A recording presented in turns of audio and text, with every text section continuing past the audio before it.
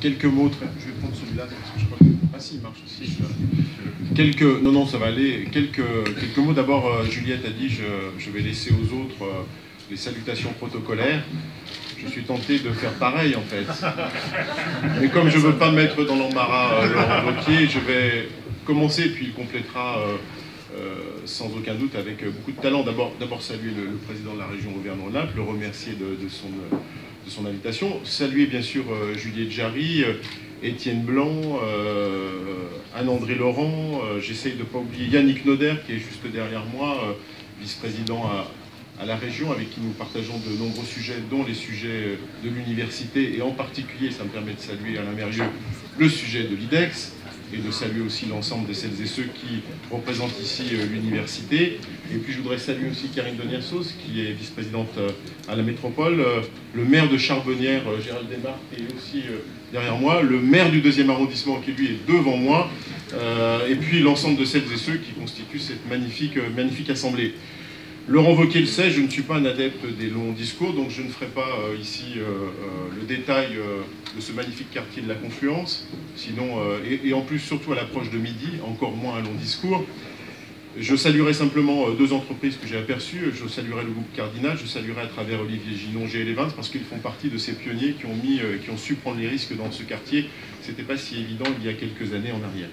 Partager trois convictions que je partage sans aucun doute avec la région Auvergne-Rhône-Alpes et en particulier avec Laurent Wauquiez. La première, c'est que bien sûr, et Juliette Jarry l'a évoqué, nous avons une métropole et une région Auvergne-Rhône-Alpes avec un socle industriel extrêmement fort, extrêmement important. Tu auras peut-être l'occasion de l'évoquer à travers le nombre d'emplois.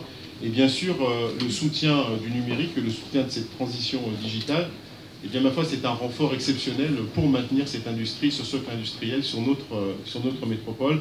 Ça renforce bien évidemment la compétitivité industrielle de notre territoire.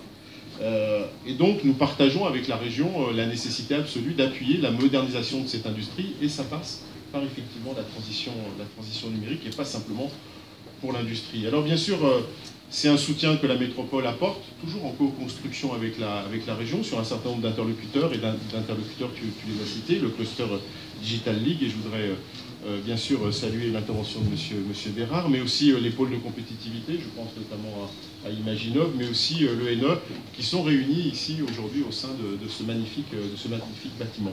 Et puis la deuxième conviction, tu l'as évoqué aussi, c'est que la métropole avec la région a sans doute un rôle à jouer pour finalement s'approprier ces outils et accompagner l'émergence de nouvelles filières. Et ce qui va se dérouler, ce qui se déroule ici dans cet environnement, avec aujourd'hui ce campus, demain avec la Halle Girard, montre le complément nécessaire entre la région Auvergne-Rhône-Alpes et la métropole sur ces sujets de la transition numérique, avec bien ma foi un campus numérique, tu l'as dit, qui n'est pas seulement tourné vers la formation, qui reste une compétence extrêmement importante de la région, et la région est très attendue sur ces sujets-là, et en particulier sur l'incapacité aujourd'hui à produire assez de nombreux talents pour répondre aux besoins des entreprises, mais c'est aussi avec la Halle Girard un écosystème qui va s'organiser avec la Halle Girard qui va, elle, accompagner les startups, qui va accompagner un certain nombre d'entreprises autour aussi de l'événementiel, et ces deux structures-là vont réaliser, à mon avis, un écosystème extrêmement favorable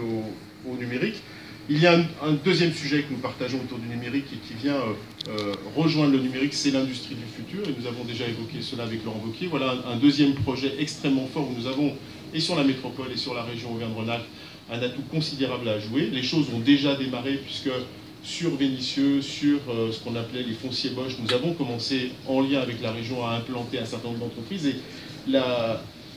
la volonté et l'ambition, c'est bien sûr de mettre à disposition un certain nombre de compétences en lien avec Bosch pour pouvoir développer cette industrie du futur en complément bien évidemment avec les compétences de la région. C'est un enjeu majeur. Et puis la troisième et dernière conviction, c'est que la mutation digitale, c'est certes du développement économique, mais c'est aussi un enjeu de société. Et c'est vrai que la métropole, qui a cette originalité aujourd'hui de concentrer dans ses mains de nombreuses compétences, en particulier des compétences sociales et médico-sociales, voit bien que cette mutation digitale, elle vient aussi percuter et perturber aussi, mais dans le bon sens du terme, le quotidien de nos concitoyens. Et avec ces compétences-là, on a l'occasion de faire, et Karine Deniassos veille à ça à la métropole, une ville intelligente qui soit au service de nos concitoyens et au service de toutes leurs préoccupations.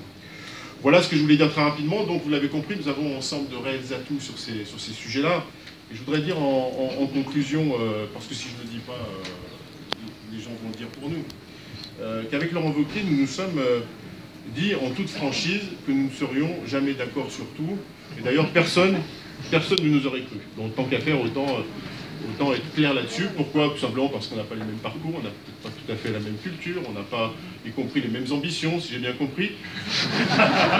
Tu veux pas devenir président de région, ça me rassure. Non, je ne veux pas devenir président de région. Mais nous nous sommes dit plus sérieusement que le plus important, c'est que nous partageons, je crois, une vision du développement de notre métropole et de la région Auvergne-Rhône-Alpes. Une vision autour du développement économique avec un soutien fort à l'innovation, avec un soutien fort à l'entrepreneuriat, aux entreprises, aux entrepreneurs qui composent ces entreprises. Je crois que c'est là l'essentiel. Nous nous sommes dit que finalement l'intérêt général de la métropole et de la région Auvergne-Rhône-Alpes devait passer finalement au-dessus de nos perceptions, quelquefois différentes de tel ou tel sujet. Et c'est d'ailleurs le cas sur cette métropole, parce que cette capacité à se mettre autour de la table tous ensemble, en faisant fi de nos différences, nous le pratiquons depuis longtemps. Il n'y a aucune raison que ce que nous pratiquons à l'échelle de la métropole, nous ne pouvions pas le pratiquer avec la région. Et je crois que l'exemple du numérique et de l'industrie du futur montre que voilà deux sujets, je rajouterai aussi l'IDEX, qui sont des sujets majeurs sur lesquels nous partageons, je crois, les mêmes positions, et nous allons partager la même énergie pour les mettre, on va dire, au devant de la scène nationale et internationale. Et puis tout à l'heure, j'entendais dire qu'il y avait un système de piscine ici, où il fallait passer 12 à 15 heures dans la piscine, et comme avec Laurent Wauquiez, nous n'avons au minimum, et comme avec Laurent Wauquiez, nous n'avons pas peur de nous mouiller pour l'avenir de nos territoires, eh bien, ma foi, rendez-vous dans cette piscine. Merci beaucoup.